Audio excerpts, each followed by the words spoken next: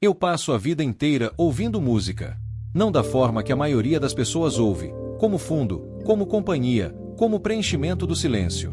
Ouço com uma atenção que é quase física, que envolve o corpo inteiro, que identifica estrutura e harmonia e intenção antes mesmo de processar emoção. É uma forma de escuta que leva anos para desenvolver e que depois de desenvolvida não tem como ser desligada. Você ouve uma música num elevador e sua cabeça automaticamente analisa a progressão de acordes. Você ouve alguém assobiar na rua e identifica a tonalidade. É uma bênção e às vezes uma maldição. Tenho 46 anos. Toco piano desde os 5. Estreei como solista aos 19 num concerto que ainda consigo lembrar com uma nitidez que o tempo normalmente dissolve. O cheiro do palco, o peso do silêncio da plateia antes de eu tocar a primeira nota, a sensação específica das teclas sob os dedos num instrumento que eu havia conhecido apenas nas horas de ensaio antes do concerto. Desde então passei a vida entre palcos, salas de ensaio, aeroportos e hotéis, construindo uma carreira que é, por qualquer critério objetivo, bem-sucedida. Conheço o repertório clássico com uma intimidade que vai além da técnica. Conheço as intenções dos compositores, as disputas entre intérpretes sobre andamento e dinâmica, as histórias por trás das peças que toco. Conheço Bach, Beethoven, Chopin e Ravel da mesma forma que se conhece um membro antigo da família, com familiaridade suficiente para perceber as nuances que os estranhos não percebem e com respeito suficiente para nunca presumir que já se sabe tudo. Então, quando eu digo que ouvi uma música que nunca havia existido, você precisa entender que não estou falando de algo que não reconheci. Estou falando de algo que não poderia existir, que não pertencia a nenhum período, a nenhuma escola, a nenhum compositor que eu conhecesse ou que pudesse ter existido. Uma música que era completamente nova e completamente impossível ao mesmo tempo. Mas deixa eu começar pelo começo. Foi um acidente vascular cerebral. 43 anos, sem histórico relevante, sem sinal de aviso. Estava no ensaio, um ensaio de rotina para um concerto que aconteceria 3 dias depois, num teatro que eu havia tocado outras vezes, com um repertório que eu conhecia de cor.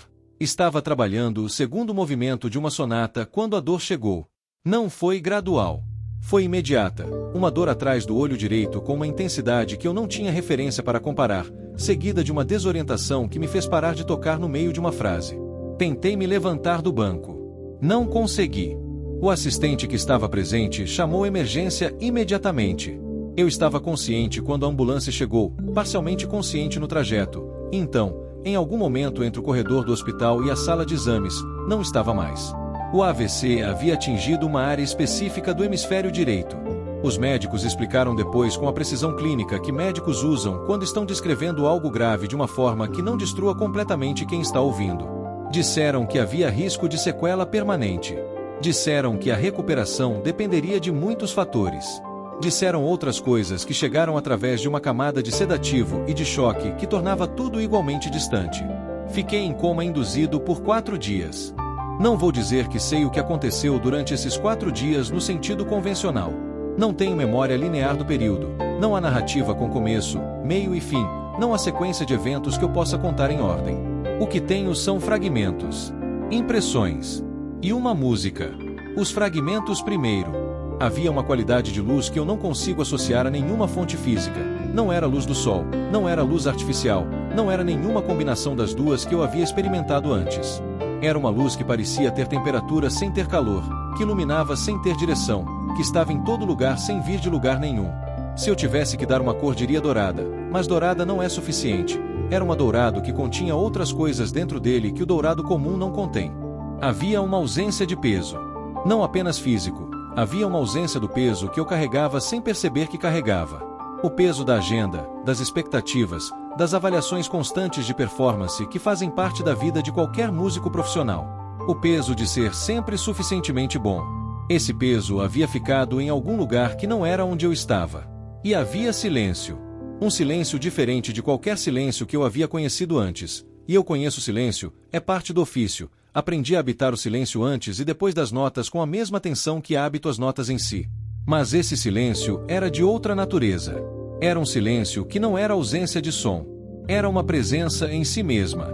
Como se o silêncio fosse a substância de que aquele lugar era feito. E então, do silêncio, a música começou. Não houve introdução. Não houve preparação. Estava no silêncio e então estava na música. As duas coisas sem transição, como se a música tivesse sempre estado lá e eu é que havia acabado de ter a capacidade de ouvi-la. A primeira coisa que percebi foi a estrutura. Mesmo naquele estado, ou talvez especialmente naquele estado, minha escuta funcionava com aquela atenção analítica que nunca se desliga completamente. E a estrutura era impossível de categorizar.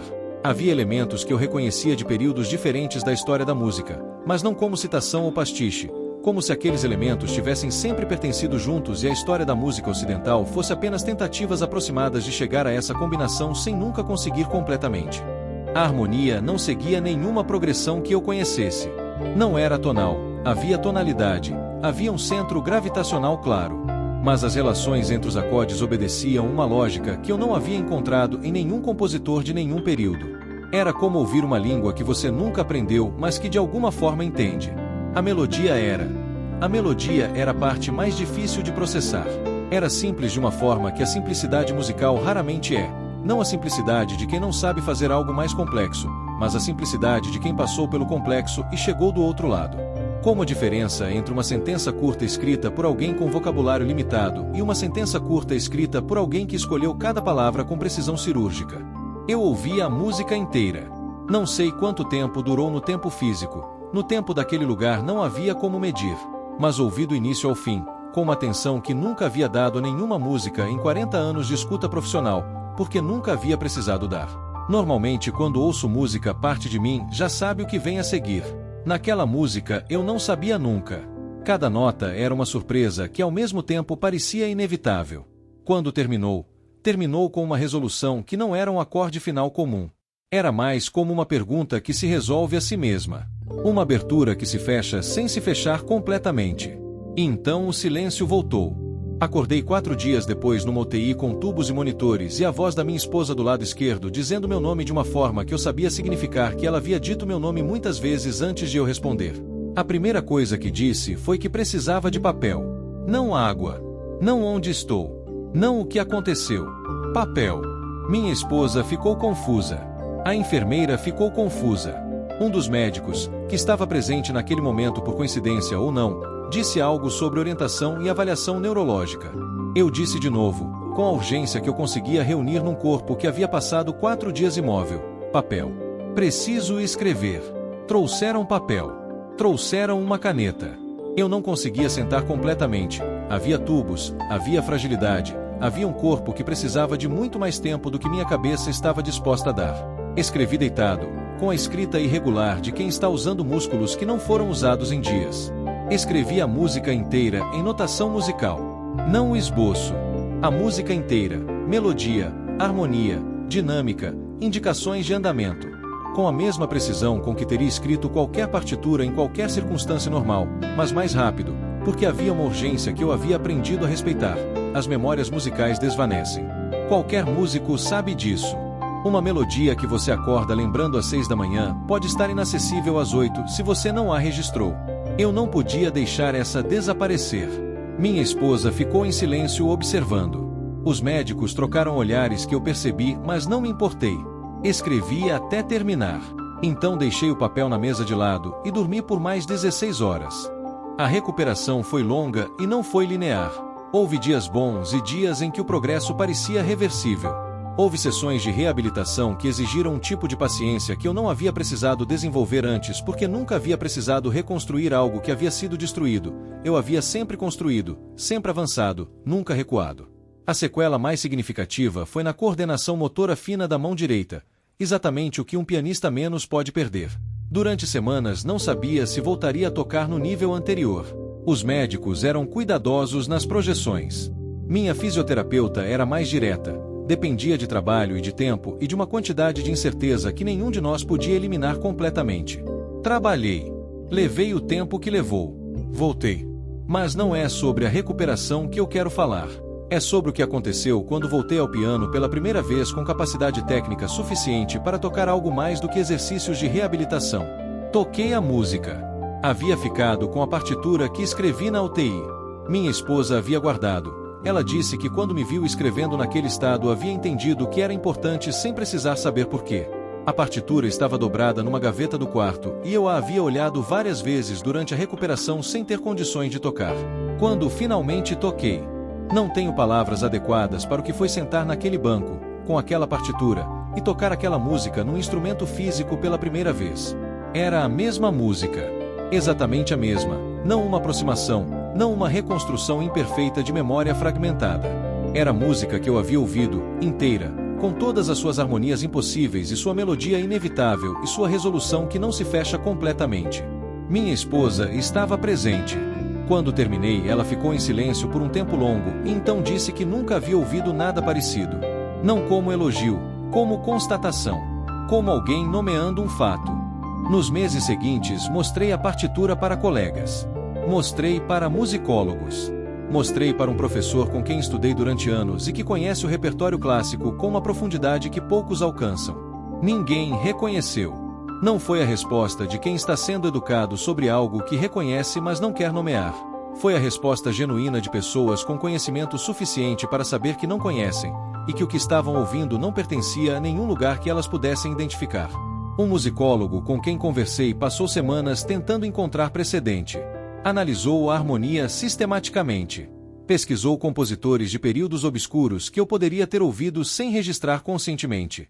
Explorou a possibilidade de criptomnésia, aquele fenômeno em que você reproduz algo que aprendeu sem lembrar de ter aprendido. Voltou com uma análise cuidadosa e uma conclusão honesta. Não havia precedente identificável. A música não existia antes de eu escrevê-la naquela UTI. Toco a música em concerto desde então. Não frequentemente, 1 ou 2 vezes por temporada, geralmente no final de um programa, depois que o repertório convencional foi tocado e há espaço para algo diferente.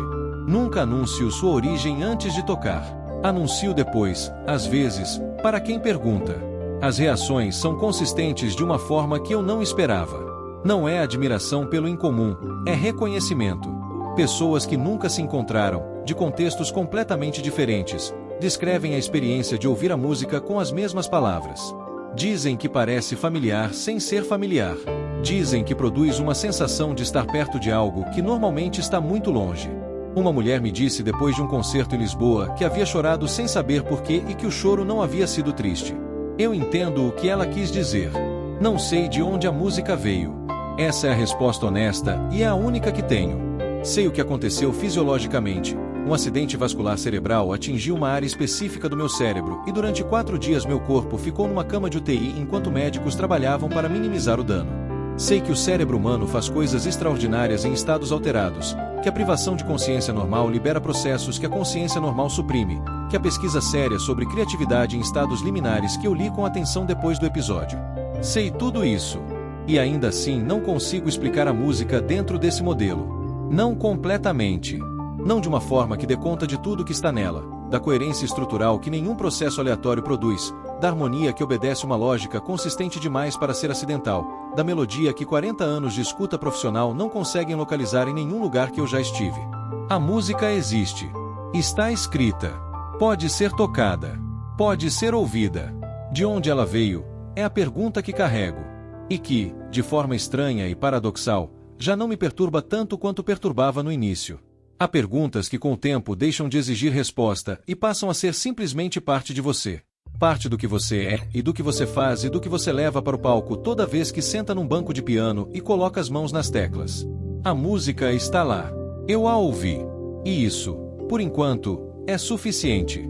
Há coisas que não cabem em nenhuma explicação que temos disponível. Não por falta de inteligência ou de método, mas porque foram feitas de uma matéria diferente da que nossos instrumentos foram construídos para medir. Essa música existe. Pode ser tocada. Pode ser ouvida. De onde ela veio, é uma pergunta que esse homem ainda carrega.